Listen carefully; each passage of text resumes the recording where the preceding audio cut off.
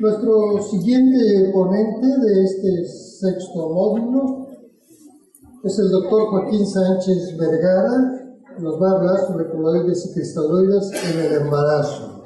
El doctor Sánchez Vergara es anestesiólogo egresado del Hospital General de México, es algólogo, intensivista y tiene una maestría en ciencias. Así que le podemos hacer todas las preguntas que queramos desde todos los puntos de vista. Gracias, doctor Sánchez Vergara, por su presencia. Ok, pues vamos a empezar el tema, es uno de los últimos temas del día de hoy. El día de ayer se llevó a cabo una plática muy similar a la que está armada en esta presentación, de modo que suprimí una de las partes. Tengo entendido que ya con el doctor Mercier ayer se vieron las formas de administrar líquidos en la fase inicial el inicio de la anestesia en obstetricia.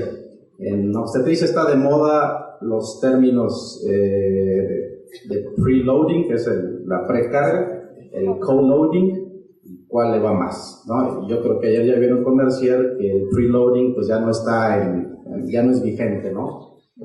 La precarga desde los 90 está escrita que es inefectiva y es simplemente una carga innecesaria de líquido a su paciente de 500 a 1 litro, que es lo que le ponen, ¿de acuerdo?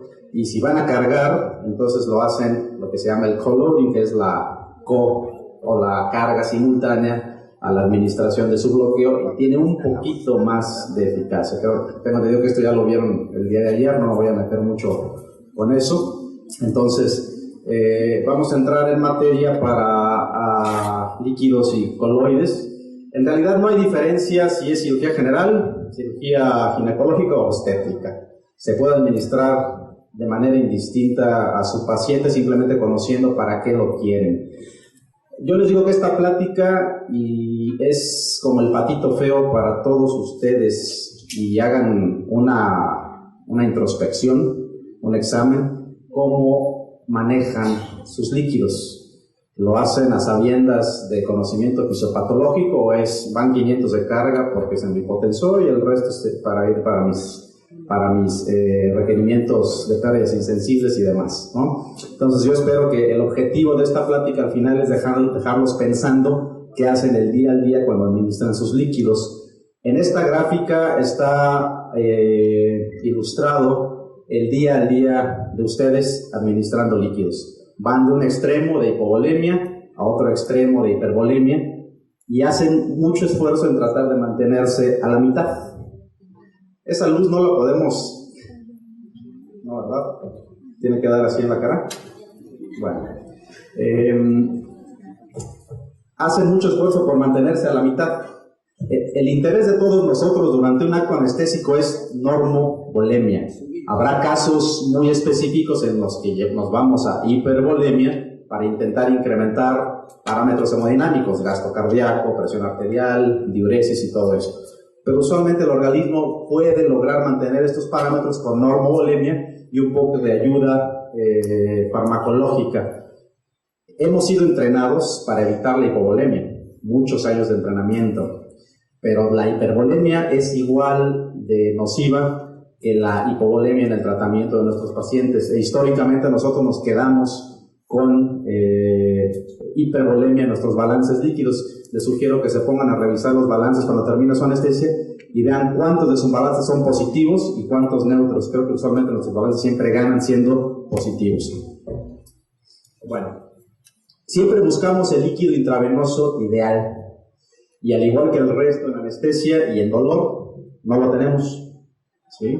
Por eso tenemos que utilizar una combinación de toda la gama de líquidos intravenosos que tenemos para lograr el estado volémico ideal del paciente. Usualmente el líquido intravenoso ideal busca, primero que nada, expansión. Queremos expandir lo que el cuerpo va perdiendo. No solamente lo que hacemos cálculos y decimos por evaporación, a lo mejor esto se fue, sino lo que va perdiendo también por sangrado. Segundo, debe cumplir con el objetivo de transportar oxígeno. Esa es una meta dificilísima que no ha podido ser cumplida o no ha podido ser lograda. Se han experimentado muchos transportadores de oxígeno hasta el momento y prueba es que no tenemos todavía ninguno ideal. ¿Sí? La sangre sigue siendo gold estándar, no tenemos un transportador de oxígeno que pueda reemplazar a la sangre. Y tercero, el líquido ideal debe ser balanceado. ¿Sí? ¿Conocen ustedes ahorita una solución balanceada que usan ustedes el día al día? Tienen una, ¿sí? Y no es la solución fisiológica, ¿sí?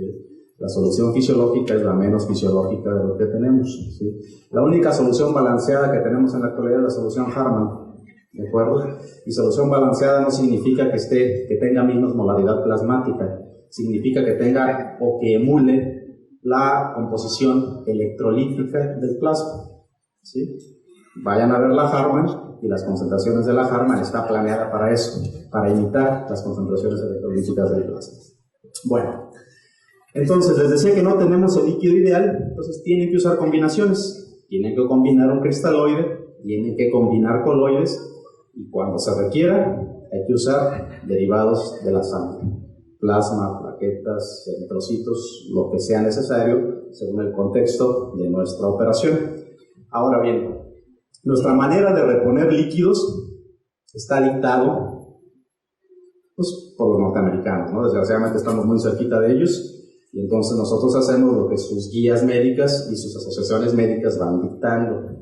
Y ATLS es el especialista en decir cómo reanimamos hemorragia, ¿sí?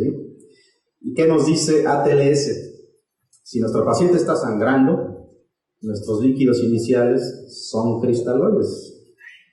¿Qué nos dice ATLS? Hasta 2 litros, ¿no? Iniciales, en el momento de la reanimación, ¡pum!, van en carga.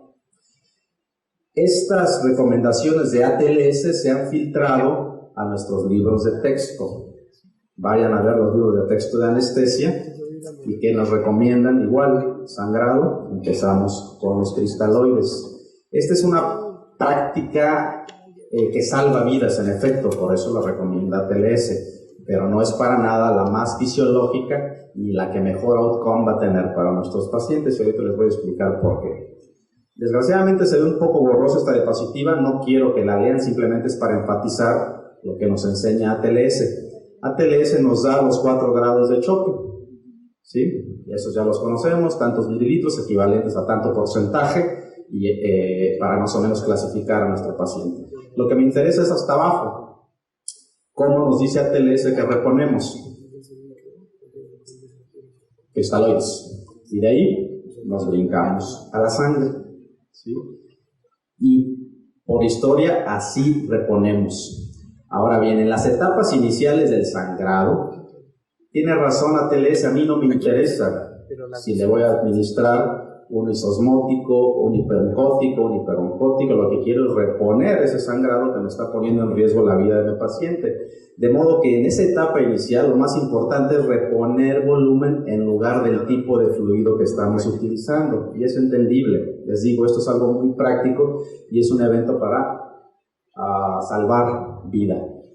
Pero cuando pasamos la primera etapa del trauma y estamos en estos, usualmente nosotros estamos trabajando en el área 2, ¿sí? No nos toca esta, o a veces nos toca esta dependiendo de nuestra adscripción hospitalaria, pero casi siempre esta reanimación es prehospitalaria. Nos toca la etapa 2, ya no nos toca la etapa inicial, ¿sí? Entonces, el tipo de fluido que escojan toma relevancia. ¿Por qué toma relevancia? Por puros conocimientos de fisiología. En la carrera de medicina nos enseñaron los tipos de compartimientos en los cuales está dividido nuestro cuerpo y por dónde pasa el agua, ¿ok? Cuando administramos líquidos, esos líquidos obedecen estas reglas de física, ¿sí? De acuerdo al transporte de líquidos a través de membranas de nuestro cuerpo. Entonces, en base a eso, seleccionamos el tipo de fluidos que vamos a utilizar. ¿Qué van a usar? ¿Un coloide o un cristaloide? ¿Quieren que se mantenga o no en el intravascular? ¿O quieren que vaya de intersticial a reponer un poquito la pérdida por transpiración? ¿Qué es lo que van a decidir? Acuérdense ustedes que la glucosada al 5, ¿sí?, es la que más libremente se transporta por todos los compartimentos corporales. ¿Sí? Vean aquí. La glucosa al 5 anda en el intersticial y anda en el intracelular. Si no quieren que viaje tan libremente, escogen otro tipo de cristaloide, solución Harman o solución fisiológica. Esta viaja libremente por el intersticial y pasa mínimo al intracelular. Si no quieren que viaje por los compartimientos extravasculares, pues escojan un coloide, ¿no? Están diseñados para eso, para permanecer un poquito más en el intravascular. Por eso la glucosada, entre comillas, tiene un poquito de restricciones en el paciente neuroquirúrgico, porque no queremos que se meta la neurona y que origine edema cerebral, por eso se restringe, ¿no? Si le ponemos números, lo vamos a poner ahorita más al rato con otra gráfica. Típicamente a nosotros nos enseñan a reponer líquido en nuestros libros de texto en base a la cantidad de mililitros de sangre que se va perdiendo, aparte de nuestra balance de líquidos que hacemos, en donde calculamos el ayuno y las pérdidas sensibles y todas estas cosas. Cuando perdemos sangre, ¿qué nos enseñan? A reponer 3:1, ¿no? Más o menos de 3:1, 4:1 de cristaloide por cada mililitro de sangre perdido.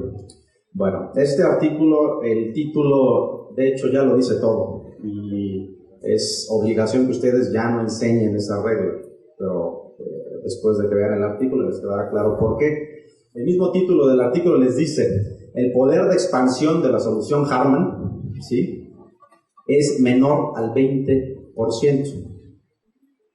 ¿Cómo traducen esto entonces? Si están diciendo que reponen 3:1 en base a este nuevo conocimiento, entonces ¿cómo se debe reponer? 5:1. Nos habíamos quedado muy abajo en las estimaciones de cuánto cristaloide repone 1 mililitro de sangre. Este autor en sus conclusiones nos dice: si ustedes siguen queriendo reponer sangrado con cristaloide y quieren seguir reponiendo 3:1, esa relación es insuficiente, no les va a alcanzar. ¿Por qué? Porque siempre va a quedar un poquito de hipovolemia, y es esa hipovolemia no detectada, o lo que se llama en otros ambientes choque críptico o choque oculto. Es aquel en el cual la célula está sufriendo, está entrando en anaerobiosis, pero por signos vitales no nos damos cuenta, está normotenso y está orinando. ¿Sí? Bueno, esa forma de reponer y que les está dando choque tríptico les está dejando una hipovolemia marginal del 10%. ¿Sí? Si ustedes dejan eso, habrá pacientes que no les pasará nada. Un paciente de 30 años, a lo mejor una embarazada, ¿sí?, mujer joven con mucha reserva, posiblemente va a tolerar eso. Un paciente mayor, con más comorbilidad, ¿se acuerdan cuál es el primer órgano que sufre por hipovolemia o por choque no detectado? La tripa. ¿Sí? Cuando en la terapia intensiva queremos detectar choque, no vamos a ver estado mental, no tomamos presión. Metemos un balón al estómago y medimos pH de la mucosa gástrica, porque es la primera que está sufriendo, empieza a producir lactato, es la que entra en anaerobiosis. De modo que lo primero que sufre es intestino. Imagínense eso en un paciente de estos que meten de cirugía general con abdomen abierto y que ya trae proceso intestinal agudo. Ese paciente está siendo prono, o lo estamos poniendo en riesgo de lo que ya conocemos de hace mucho tiempo, que es la translocación bacteriana. Una tripa enferma agrega en hipoperfusión y se vuelve como una seda, deja pasar y entrar todo, ¿sí? Entonces, Jacobi, ¿qué les dice? Si van a seguir reponiendo 3:1, de acuerdo, háganlo, pero va a ser insuficiente. Si quieren reponer 5:1, no se lo recomiendo, porque van a dejar 80% seguramente de hipervolemia en esos pacientes, ¿sí? Entonces, ¿qué nos queda? Hay que balancear. Utilicen sus cristaloides con coloides isoncóticos. ¿Esos cuáles son? Solamente hay 2 que actualmente tenemos disponibles. A ver si los pueden ver allí. De toda la gama de soluciones coloidales que ustedes conocen, ¿sí?, solo hay 2 que son isoncóticos. Isoncótico significa que el poder expansor es igual al del plasma. De modo que si yo pierdo 1 mililitro de sangre, cuando yo pongo un coloide isoncótico, solamente requiero 1 mililitro de ese coloide para reponer. Entonces mi reposición es 1:1. Los únicos coloides isoncóticos que tenemos en la actualidad son la albúmina al 5%, ¿sí? O un tetralmidol al 6%. Vean ustedes, aquí está, aquí está la albúmina, el poder de expansión casi cercano al 100%, eso significa 1 a 1, ¿sí? Y el almidón al 6%, 98%, 1 a 1, ¿sí? Los demás o son hipooncóticos o son hiperoncóticos. Nosotros diremos, pues le pongo un hiperoncótico más. Ya hemos visto que más no significa mejor, ¿sí? Y las complicaciones asociadas con coloides hiperoncóticos superan a los beneficios de poder de expansión superior. Me voy a saltar esta porque está muy borrosa. Y me voy a ir a algo que hacemos día a día, no solamente en el quirófano, sino en las unidades de terapia intensiva y también en los pabellones de hospitalización. Los médicos que administramos líquidos de forma inconsciente, hacemos algo que se llama lesión por reanimación. Suena como anemotecnia y nos deja un déjà vu de otro término que es la lesión por reperfusión, ¿sí? De hecho, se puso este nombre a propósito para que se quedara grabado así. ¿Y en qué consiste la lesión por reanimación que hacemos del día al día? Paciente hipotenso. Perfecto. Empezamos allá. ¿No? Iniciamos la reposición con líquidos. Paso 500 mililitros de solución fisiológica en carga. Según lo que vimos en la otra gráfica, ¿qué pasa con esa solución fisiológica? Se va, ¿verdad? Se va al intersticial. No tengo poder de expansión. De modo que se vuelve a hipotensar. ¿Qué vuelvo a hacer? Otra carga. ¿Sí? Y así voy, favoreciendo la sobrecarga hídrica intersticial, favoreciendo la fuga capilar, y la estoy cronificando, ¿sí? Y entonces estoy entrando a un círculo vicioso que se llama lesión por reanimación. ¿Es una lesión a quién? A dos cosas: al endotelio. Ya vieron en la plática anterior cómo el endotelio es importantísimo tratar de preservarlo para no entrar en otros tipos de complicaciones. Y segundo, sobrecarga hídrica. Ahorita les voy a explicar por qué la sobrecarga es mala. No solamente porque nos viene a la mente el encharcamiento pulmonar o la falla de bomba en el paciente susceptible, sino por otras situaciones un poco más sutiles, pero que tienen que ver con el pronóstico de su paciente. Entonces, la reanimación excesiva transoperatoria, de la manera como estamos acostumbrados a hacerlos, no es fisiológica. Hace más daño que beneficio. ¿Qué tipo de solución? Bueno, dije, pues a lo mejor no le pongo fisiológica porque ya me dijeron que no es la más fisiológica, y en efecto no lo es. Vean ustedes las cargas que hay de sodio y la carga que tiene de cloro, váyanse a comparar con las que tiene el plasma y no son para nada igual. De hecho, las sobrecargas de cloro desde hace mucho tiempo están en la mira para ver posibles complicaciones. ¿Qué es lo que más nos da? Pues bueno, las alteraciones ácido-base por exceso de cloro, ¿no? En algunos pacientes no van a tener mayor trascendencia. Esa hipercloremia resuelve en un paciente con función renal normal. Hay poblaciones selectas en donde sí tiene algo que ver. Entonces me voy con solución Harman, ¿sí? Harman les decía que es la única balanceada al momento con plasma. Sin embargo, la Harman tiene un componente que no la hace para nada deseable.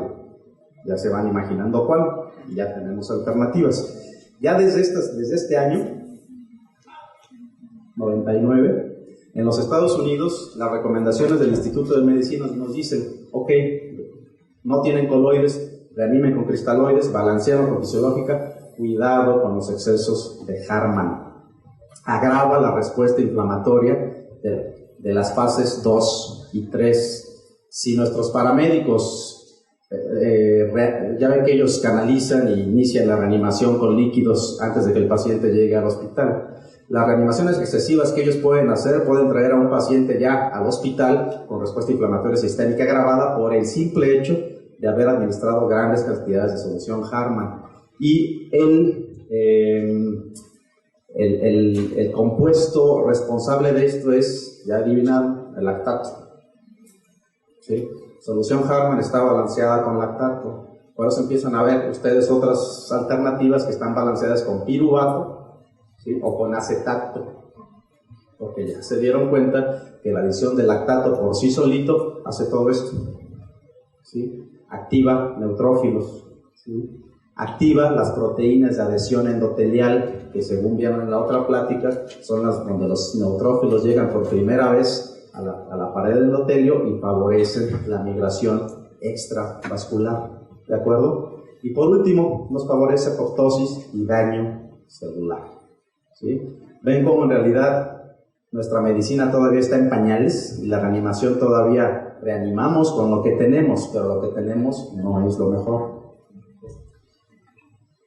Pues esta gráfica es para hacer énfasis en eso.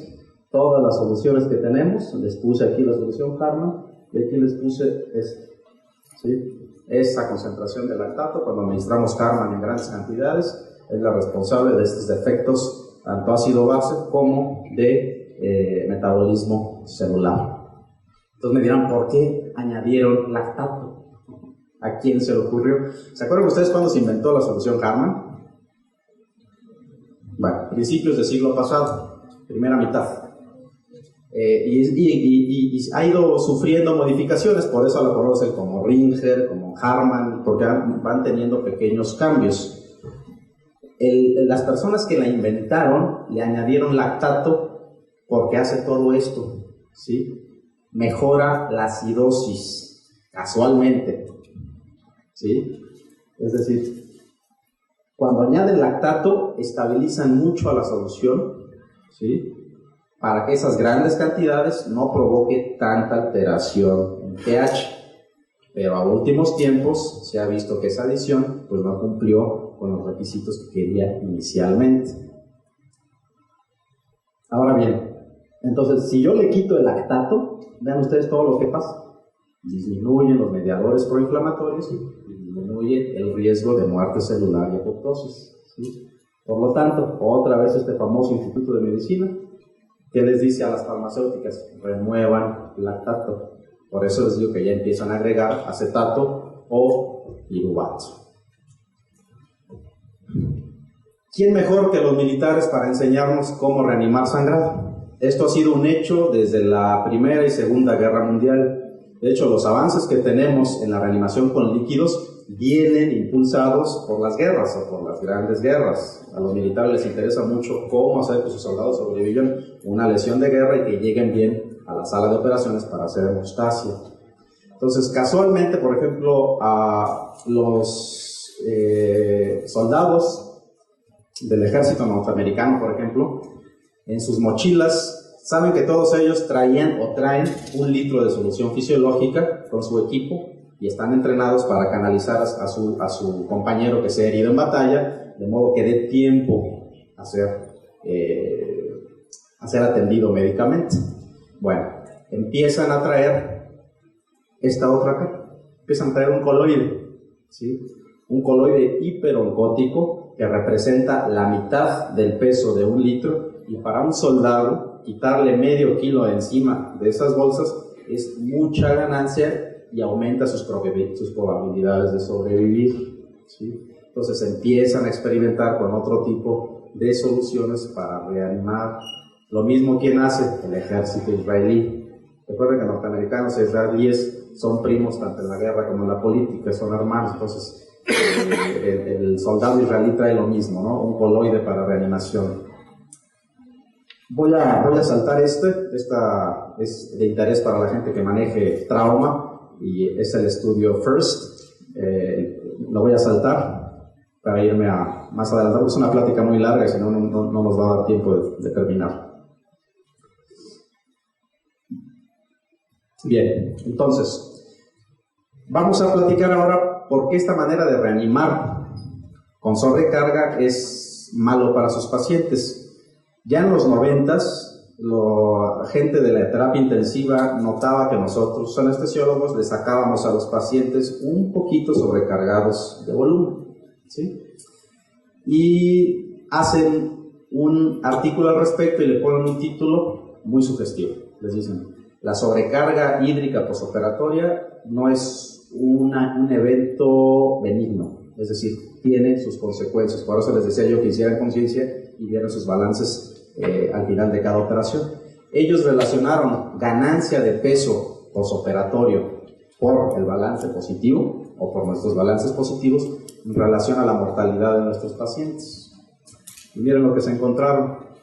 Cuando esa ganancia de peso era superior al 20%, y créanme que sí los hay, porque yo trabajo en una terapia posoperatoria y sí los hay quienes llegan con mucha sobrecarga y de casi superior al 20%, la mortalidad se va casi al 100%. ¿Sí? No solamente miden mortalidad, se pueden medir otros parámetros importantes. A lo mejor pues a nuestro paciente lo vemos, sí, tiene aminas, está en ventilación, es su familiar. Les interesa que tenga un día de ventilación mecánica o que se vaya 6. Les interesa que tenga 2 días de soporte vasopresor o que se vaya igual a una semana. La forma de reanimar con líquidos parece incidir en esas variables de los pacientes críticos en una terapia posquirúrgica. Vean ustedes. Ventilación mecánica, que va de 2 días a 6 días. Vasopresores, que va de 2 días hasta 26 días, ¿no? De acuerdo a cómo manejó el anestesiólogo los líquidos en el intraoperatorio. Anesthesiology nos hace una recomendación en 2008 y nos dice, bueno, Chest, en la revista Chest en 1990, estos mismos autores nos hacen una recomendación y nos dicen, reanimen sus pacientes a manera de que no queden tan positivos. Recomendación muy loable, pero muy difícil de llevar a la práctica. Y me dirán ustedes si sí o si no.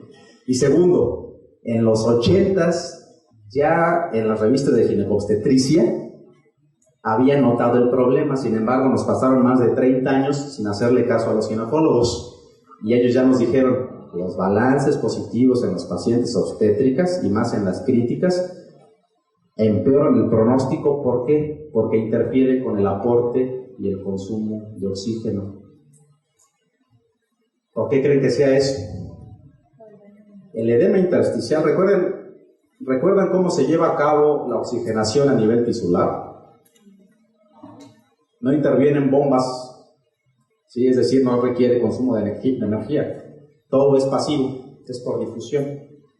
Incrementen el espacio que hay del capilar a la célula con líquido intersticial. ¿Qué pasa? Se dificulta la llegada de ese oxígeno a la célula o a su target. Por lo tanto, incrementa el riesgo de baja disponibilidad de oxígeno y, por tanto, consumo de oxígeno por la célula. El paciente edematizado secundaria sobrecarga de líquidos sufre de bajo consumo de oxígeno porque el aporte está desequilibrado. Y no tiene nada que ver con gasto cardíaco.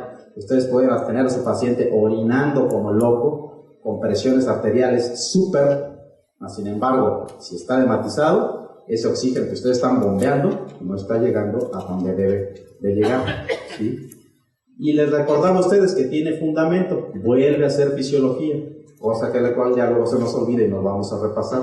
Ley de Starling, segundo de medicina en algunas universidades, ¿no? Segundo de medicina. ¿Qué dice ley de Starling? Cómo se mueven los líquidos en el organismo. Si yo meto soluciones que diluyan el intravascular, el resultado es que se va a salir, ¿no? Lo que yo meta acá no se va a quedar aquí porque diluyo las proteínas plasmáticas, que es lo que dan el poder oncótico, y entonces se va a ir al intersticial, ¿sí? Otro concepto importante en endotelio. Ya les quedó claro que endotelio es importantísimo, tanto para ustedes como para el enfermo que va a estar a salvo.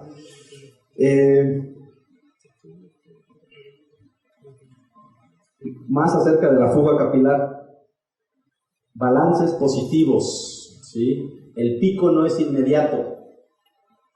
Ocurre a las 8 horas del posoperatorio, ¿sí? Y persiste por 72 horas. De modo que no esperen ver la complicación en el ancianito de 70 años hipervolémico en recuperación. Espérenla en su cama, ¿sí? Y es cuando llegan ustedes al día siguiente y les dan la noticia que la viejita hizo edema pulmonar. ¿Pero por qué? Qué raro, ¿no? Si estaba re bien en recuperación, ¿sí?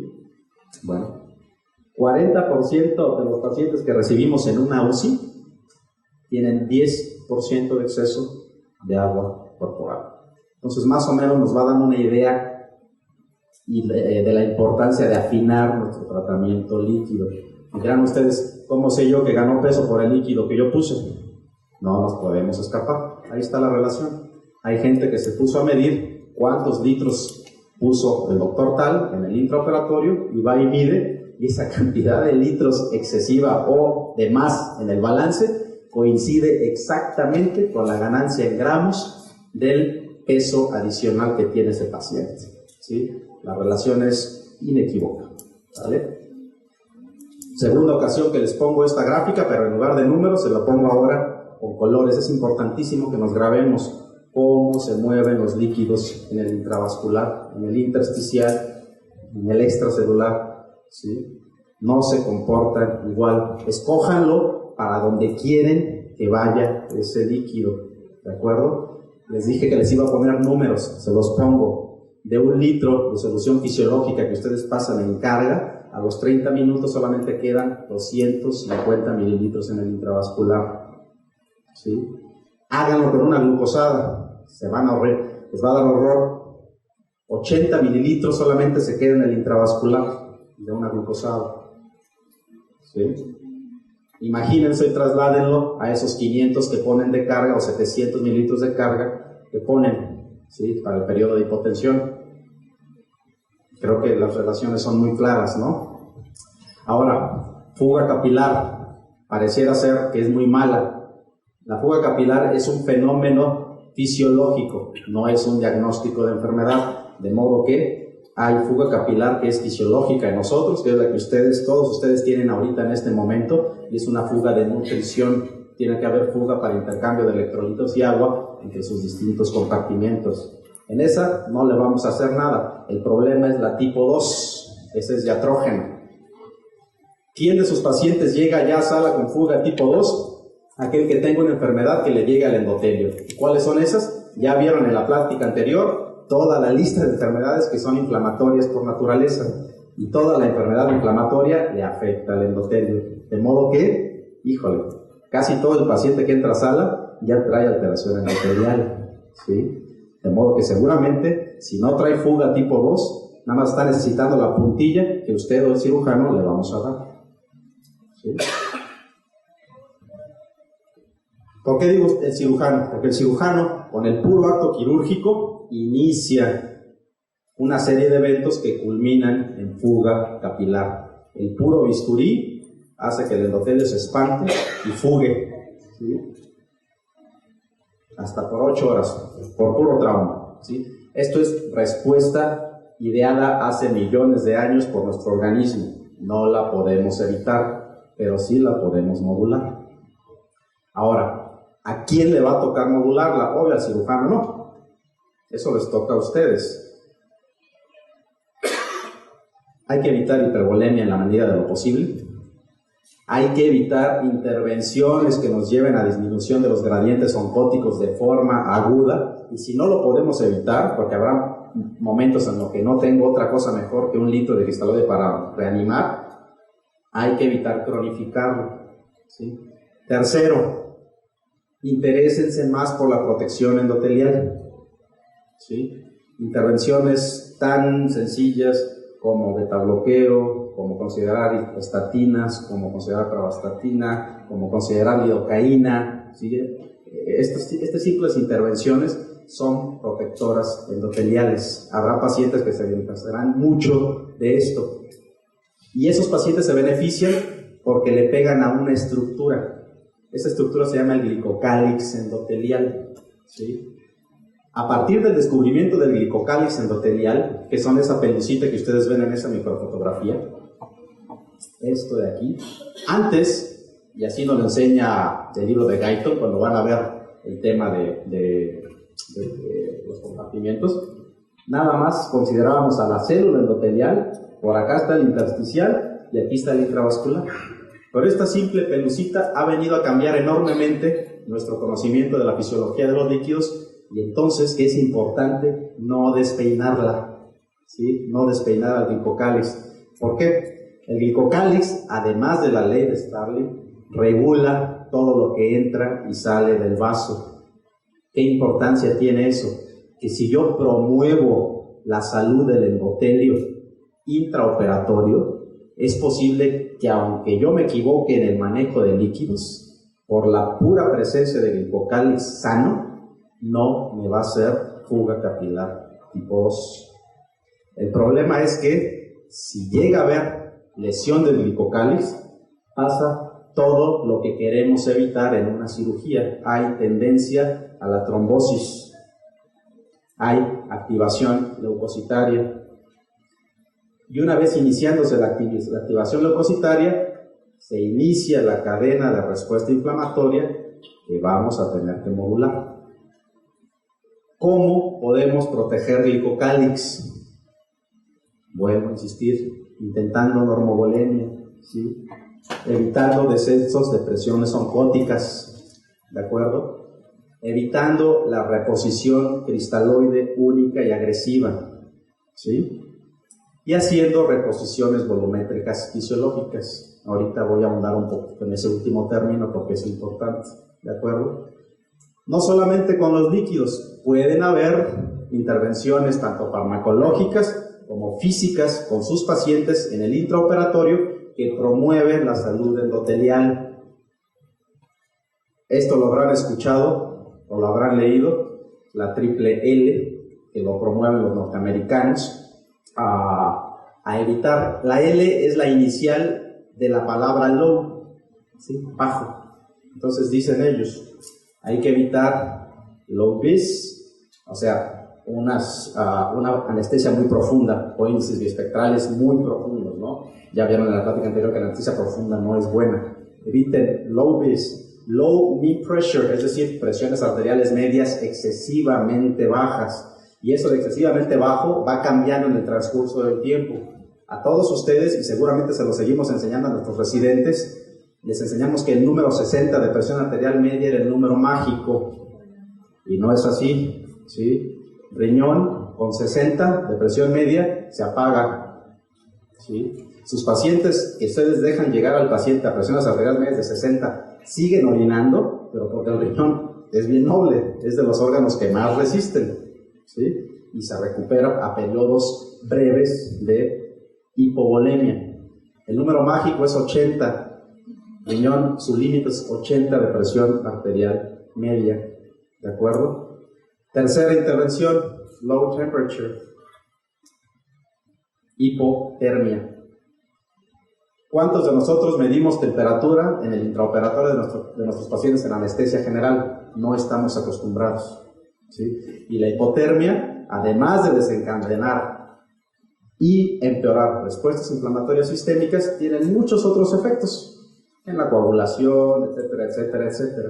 Hay que poner énfasis en la temperatura de estos pacientes. No tenemos la tecnología de los norteamericanos para poner sábanas térmicas en el intraoperatorio y estarlo cuidando, pero una intervención tan sencilla como entibiar nuestras soluciones intravenosas puede hacerlo, ¿sí? Ya hablaron de las estatinas, creo que ya les dieron un flashazo de la lidocaína sistémica como para proteger el endotelio. Almidones, tiene que ver con el manejo de líquidos de nosotros. Voy a ahondar un poquito en esto. ¿Cómo voy de tiempo? 10 minutos. Bueno, entonces vamos a acelerarle un poquito. Ahora, vieron ustedes en una de las diapositivas la reposición volumétrica fisiológica. ¿Qué significa eso? Lo que el nombre dice, significa todo. Reponer volumen de forma fisiológica, no como nos enseñaron, ¿sí? Vamos a usar cristaloides y coloides, siempre lo hemos usado. El cristaloide, ¿para qué lo vamos a usar? ¿Qué nos dice la fisiología? ¿A dónde se va el cristaloide minutos después de que lo administraron? Al intersticial. ¿Qué es lo que estamos reponiendo cuando estamos haciendo nuestro balance de pérdidas insensibles y sensibles? Estamos perdiendo lo que evaporó. Estamos reponiendo pérdidas del intersticial, ¿sí? Todas esas pérdidas de evaporación son del intersticial, de modo que lo razonable es poner el cristaloide porque sé que se va a ir al intersticial a reponer esas pérdidas de evaporación y las pérdidas insensibles. Si ustedes todavía reponen ayuno, pues reponen el ayuno con esto, ¿sí? Ahora bien, el sangrado. Ya vimos que requieren 5:1 para reponer sangrado, y más en sangrados importantes, ¿no? No estamos hablando aquí de 200 mililitros, 300 mililitros, ahí no hay problema. El paciente sangrante. En su sano juicio, nadie va a usar esa relación de 5:1, porque el paciente se va a morir, y no del sangrado, sino de que lo ahogué, ¿sí? Entonces, si lo que estoy perdiendo es sangre, utilicen un coloide isoncótico. Difícilmente voy a poder usar albúmina. Primero, porque no lo tengo, y segundo, lo que cuesta, ¿sí? Pero utilicen un almidón, utilizan un coloide isoncótico para reponer 1:1 los sangrados, ¿sí? Esta es una reposición más fisiológica, ¿de acuerdo? Ni exclusivamente coloidal, ni exclusivamente cristaloide. La están haciendo balanceadas, ¿sí? No sé si haya residentes aquí o recién egresados, pero identificarán la fuente, ¿sí? El Sagrado Miller, ¿sí? Y Sagrado Miller sigue enseñando: repongan 3:1 o repongan 4:1. ¿Cuánto tiempo le va a llevar cambiar? No lo sé, pero recuerden ustedes que un libro de texto va atrasado mínimo en promedio 10 años, a lo que va dictando las prácticas nuevas, ¿no? Miller dice así: hay que reponer el ayuno a 1 a 2 por kilo por hora, ¿sí? Hay que reponer las pérdidas insensibles y el sangrado intraoperatorio también con el cristaloide, de modo que si sacamos la cuenta estamos pasando un promedio de 15 mililitros por kilo por hora de puro cristaloide en nuestros procedimientos, ¿sí? Y la escuela de Miller viene de la TLS, claro. Empezamos con cristaloides, ¿sí? Y de ahí, si acaso, nos vamos a coloides, pero ya con el sangrado es tremendo, ¿no? Y al mismo nivel está la sangre y la albúmina, ¿de acuerdo? ¿Qué otra alteración hay en nuestra enseñanza para con nuestros residentes? Yo conozco gente que dice: yo paso coloide o paso sangre una vez que mi sangrado ha pasado arriba de 1 litro, ¿sí? Igual, fundamento, no lo sé, ¿sí? Pero las consecuencias son pésimas para el balance hídrico del paciente. Tercer argumento que ustedes tendrán que modificar con sus residentes o con uno mismo, ¿sí? Las cargas hídricas transoperatorias. Volvemos a la enseñanza de Starling, ¿sí? 700 mililitros de carga cristaloide me va a resolver el problema en un inicio, porque sí va a subir la presión, pero 20 minutos después regreso otra vez al círculo vicioso y a continuar haciendo mi lesión por reanimación, ¿sí? Entonces, ¿qué hay que hacer? ¿Coloides? No lo sé. 2011. Este es un grupo de anestesiólogos, publicó su artículo en Critical Care, donde estaban ellos trabajando con pacientes ya ancianos, sometidos a reemplazo de cadera, manejados con anestesia espinal, ¿sí? Y ven ustedes el diagrama de flujo que ellos utilizaron, tratando de utilizar la reanimación volumétrica fisiológica en lugar de la reanimación tradicional. Y empiezan desde que están colocando su bloqueo. Al momento de estar colocando el bloqueo espinal, aquí, no empiezan con la típica carga de 10 mililitros por kilo de colchón hídrico de cristaloide para carga. Utilizan el razonamiento fisiológico y dicen: voy a empezar con un coloide isoncótico. Y utilizan 250 mililitros de coloide isoncótico como precarga, ¿sí? Y a partir de aquí, ven ustedes, utilizan Rinker o utilizan Harman, no utilizan fisiológica. ¿Por qué? Porque la Harman es lo más parecido que tenemos a la composición electrolítica del plasma, ¿sí? ¿Cómo se portan en el intraoperatorio? Si les baja la presión, ellos todavía ponen 60 de presión arterial media. Si les baja a esto, 65 de media, en lugar de poner van 500 de carga cristaloide, se aventuran a poner 250 mililitros de coloide, ¿sí? Obvio, estos descensos tanto son por vasodilatación del acto anestésico, pero también son por pérdida sanguínea, ¿sí? Si no tienen la respuesta deseada con esa carga, no se empeñan pasando carga tras carga, van a encharcar. ¿Por qué? Porque si esa carga no logró levantar la presión arterial, el problema no es volumen, el problema son resistencias, ¿sí? Entonces hay que cerrar un poquito esas resistencias para evitar las cargas. Saquen el artículo, obviamente leerlo, ven toda la metodología, y es una metodología muy aplicable a nuestra práctica, porque no tiene intervenciones de alta tecnología o de recursos que no tengamos aquí, ¿sí?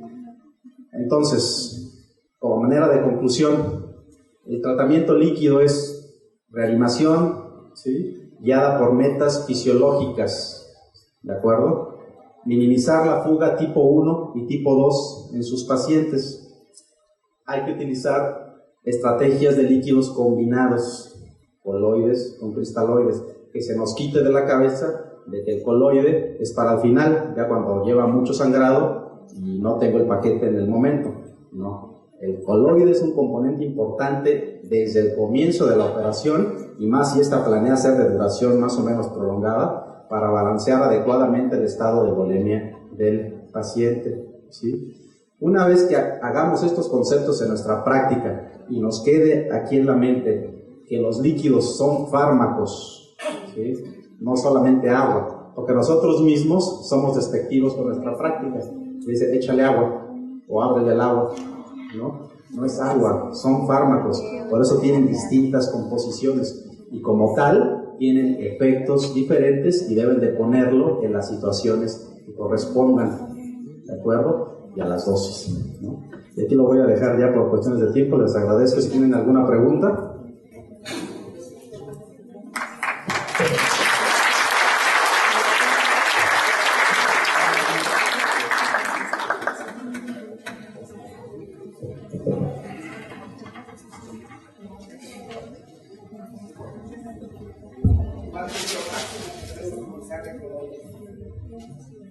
Depende de cuál.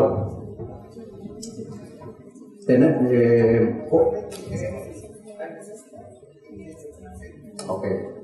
El Emacel es una gelatina, ¿sí? Es una gelatina.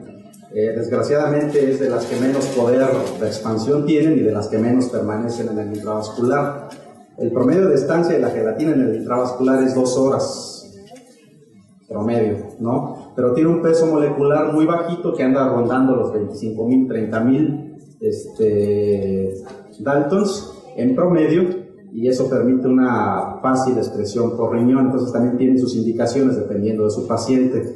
La dosis indicada para el Emacel es 20 mililitros por kilo. Es muy similar al tetralmidón como dosis máxima. Efectos colaterales que puede esperar: están reportados reacciones alérgicas, ¿sí?, porque viene de material cartilaginoso y hueso, es de origen bovino, ¿sí?, o sangrado, alteraciones de la coagulación, ¿sí? En este caso yo creo que para volemia, si fuera mi intención, utilizaría un coloide de más poder de expansión y con mayor permanencia en el intravascular.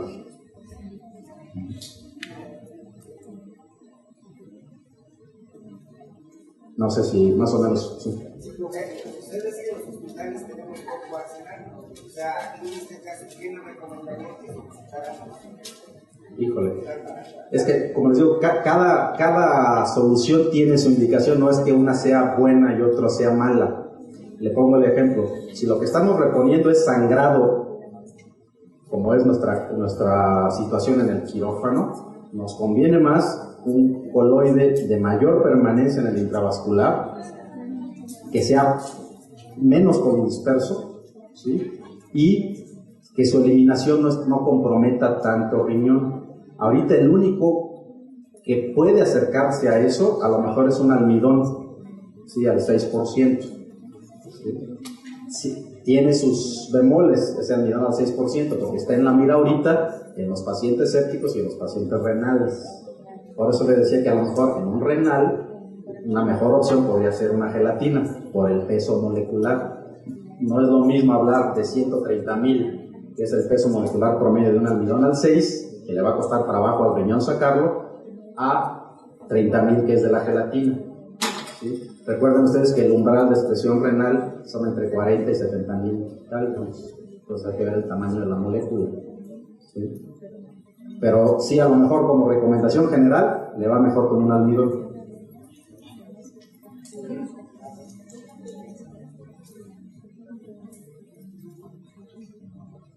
Sí, doctor. La aplicación del almidón isobárico siempre va a estar de acuerdo a la presión arterial media.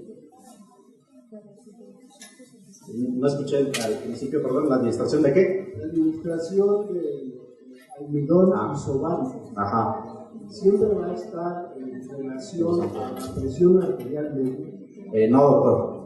Es lo que le comentaba, que usualmente estábamos dejando nuestras soluciones coloidales hasta el final, de acuerdo a la pérdida sanguínea que habíamos tenido, y que eso se reflejara a lo mejor ya en presiones arteriales medias bajas. Estábamos echando mano de coloides en la última etapa de la cirugía, ¿sí? Ahora, lo más recomendable es no hacerlo así, sino considerar a un almidón isoncótico como parte de su estrategia de líquidos desde el comienzo de la operación. Ya ve usted que hay gente que lo pone como precarga en lugar de un cristaloide, ¿sí? Y como reposición de sangrado 1 a 1, cuando esos sangrados son muy grandes, ¿no? Que sí tienen repercusión, esos de 1500, 2000. No es lo mismo pasar 1 litro o 1500 de coloide, ¿sí? de almidón, para reponer esa pérdida hemática en agudo, en lo que mis paquetes llegan o llego ya al umbral de transfusión, que reponer 3 a 1 esa cantidad, que me están resultando en incrementos importantísimos en la sobrecarga intersticial. De modo que no es necesario que lo guíe por presión arterial media, doctor. Lo puede integrar desde etapa temprana. ¿Sí? ¿Cuál es el máximo de coloide que podemos administrar? Podemos hacerlo o responderlo de dos formas. Lo que el fabricante dice, lo que la literatura dice y lo que mucha gente hace. Lo que el fabricante dice es que tiene la dosis recomendada de un almidón es de 50 mililitros por kilo, 24 horas. Y llegan a considerar hasta 70 mililitros por kilo en 24 horas si el paciente lo llegó a requerir, ¿sí? Pero el rango va desde 20 hasta 50. Lo que la literatura recomienda, sí, dice, podemos llegar a esas dosis, pero lo que se ha encontrado, y esto viene de un estudio que se llama BICEP, que ya viene de muchos años antes, estudió muchas cosas en el paciente séptico y en otros, pero tiene un subgrupo de la reanimación coloidal, y BICEP encontró que si sobrepasábamos 25 mililitros por kilo día de reanimación en pacientes, y más si tenían una condición como sepsis o lesión renal incipiente, estábamos incrementando la mortalidad de estos pacientes con dosis mayores de 25 mililitros kilo. ¿Sí? Y lo que muchos otros médicos hacen, yo he visto reanimaciones coloidales con dosis superiores a los 150 mililitros kilo. ¿Sí? Yo no las he hecho, las he visto. ¿Sí? Pacientes seleccionados con contraindicaciones para determinado tipo de transfusión o porque su grupo sanguíneo no es accesible fácilmente, de modo que requiere intervenciones drásticas como este tipo. Afortunadamente este paciente yo conozco que salió bien con esa reanimación, se pasó una cantidad impresionante de almidón, ¿no? Y no pasó nada. Sin embargo, esa es experiencia anecdótica. Quédese con ese rango de 25 a 50 mililitros kilo. Sí, doctor.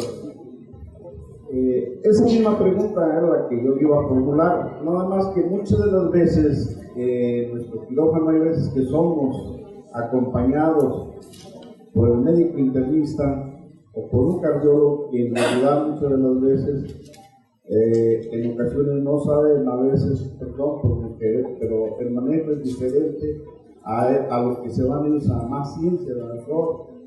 Pero la pregunta era de que muchos de lo que hemos visto, o que he visto, es de que en un momento toman hasta 3 unidades de volumen, de coloides.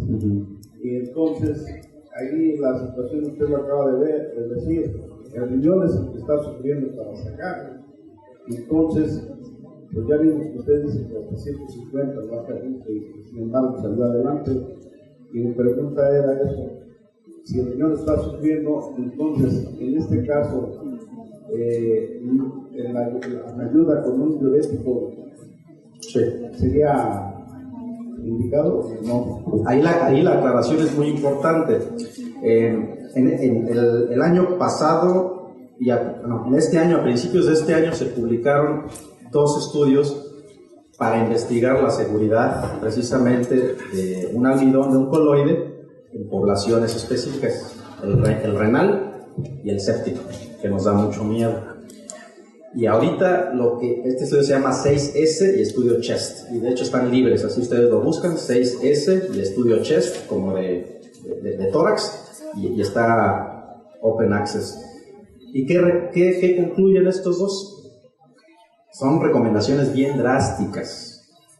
Aguas con el coloide en el paciente que ya trae falla renal, y de hecho hasta le ponen un número 2.5 de creatinina, ¿sí?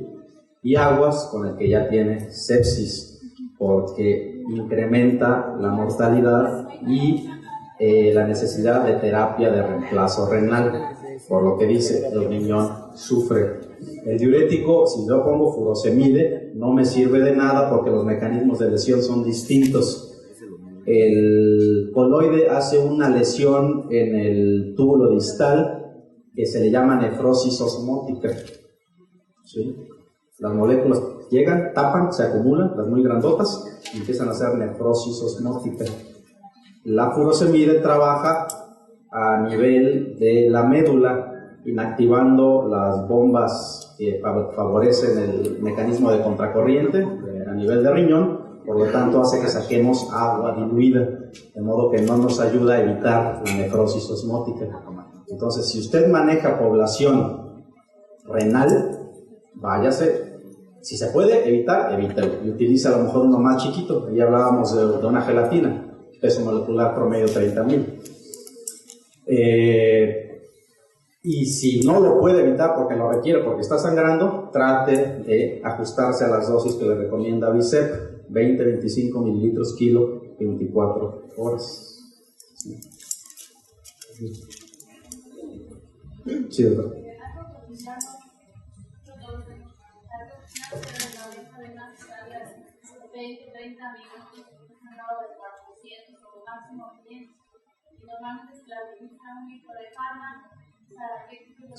Sí, claro. Lo que les decía al principio, un paciente joven, en este caso la mujer joven para una cesárea electiva sin eventualidad, o vámonos a otro ramo, un paciente joven, 30 años, que vaya a una cirugía también chiquita, un apéndice de más, sangrados 300, 400. Si usted le manejó exclusivamente cristaloide, no le va a pasar nada. Si es una paciente sana, sus mecanismos compensadores están al 100%.